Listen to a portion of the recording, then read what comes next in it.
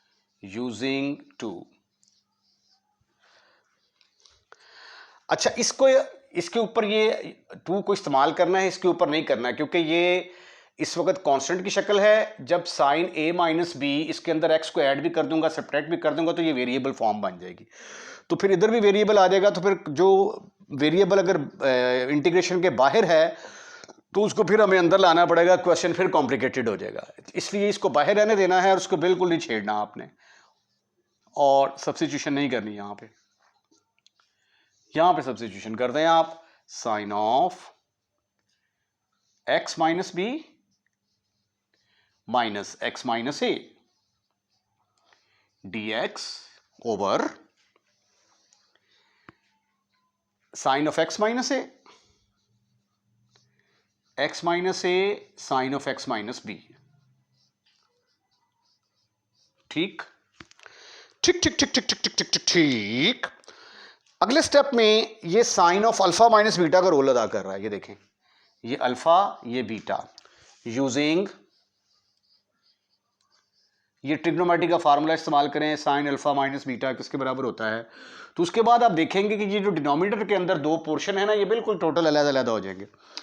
ये आ गया sine of alpha cos of beta minus cos of alpha sine of beta. इस substitution के बाद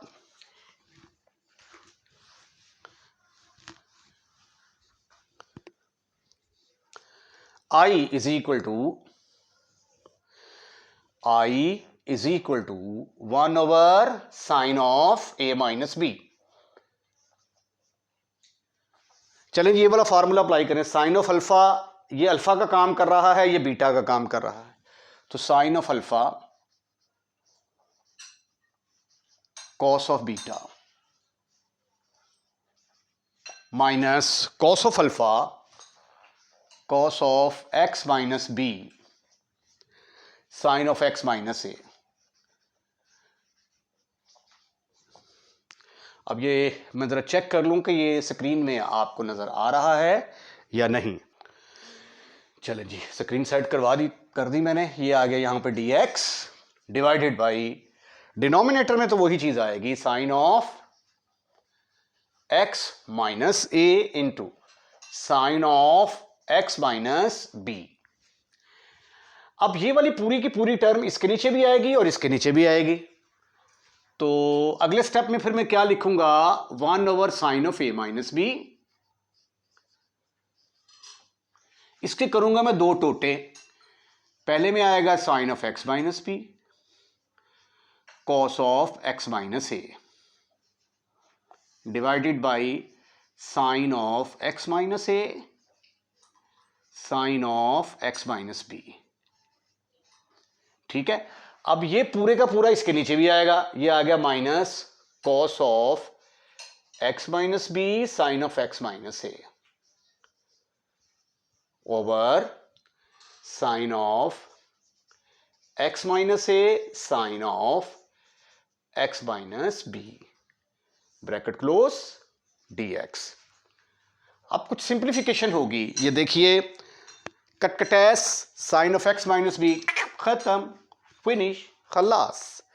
इसी तरह ये sine of x minus a इसके साथ कैंसिल होगा। आपके पास अगले स्टेप में जो टर्म बचती हैं वो ये होंगी, 1 over sine of a minus B, ऊपर आ गया cos of x minus a, नीचे आ गया sine of x minus a, minus इधर आ गया cos of x minus b, और डिनोमिनेटर में आ गया sine of x minus b, dx। अब आप ऐसा करें, दोनों को अलग-अलग कर दें। Sorry, 1 over sine of a minus B, ऊपर आ गया cos of x minus A over sine of x minus A,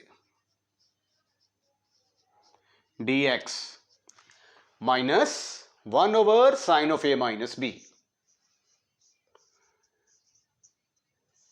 cos of x minus B over sine of x minus ए। अब ये एक फार्मूला आपने पढ़ा हुआ है यूजिंग, ये कोई फंक्शन है, नीचे डिनोमिनेटर में फंक्शन है, न्यूमिनेटर में उसका डेरिवेटिव अगर मौजूद हो तो फार्मूला है नीचे वाले का लॉग। अब साइन का डेरिवेटिव ऊपर कॉस मौजूद है, साइन को डिफरेंशिएट करेंगे तो कॉस ऑफ एक्स माइनस ए आएगा, एक्स को दोबारा करेंगे डी एक्स, तो नीचे का ऊपर डेरिवेटिव मौजूद है, तो इस फार्मूले के तहत आंसर क्या आएगा, नीचे वाले का log 1 over sine of a minus b log of sin of x minus a minus 1 over sin of a minus b log of नीचे वाला, नीचे क्या है x minus a plus some constant. अब अगर आप चाहें तो 1 over sine of a minus b यहां से कॉमन ले सकते हैं, 1 over sine of a minus b, in the bracket you will get log of mod of sin of x minus a, sin of x minus a minus log of sin of x minus, इधर भी आएगा, sorry mistake has been done by me, sin of x minus b plus some constant log of sin of, हाँ जी, इसके ऊपर भी mod आ गया, इसके ऊपर भी मॉड आएगा, राइट। तो ये है आपका आंसर। इसके साथ ही आज का लेक्चर ख़त्म, फिनिश, खलास। अगर आपको हमारा लेक्चर पसंद आया है, अगर आपने शुरू से लेकर आखिर तक वीडियो देखी है तो डेफिनेटली पसंद आया होगा, तो इसको लाइक ज़रूर कीजिएगा और लाइक करने के बाद शेयर करना मत भूलिएगा। और अगर चैनल सब्सक्राइब कर दिया है तो थैंक यू वेरी मच, और अगर आपने हमारा चैनल सब्सक्राइब नहीं किया तो बराए मेहरबानी हमारे चैनल को सब्सक्राइब करें। अपना ख्याल रखिएगा। अल्लाह हाफिज़।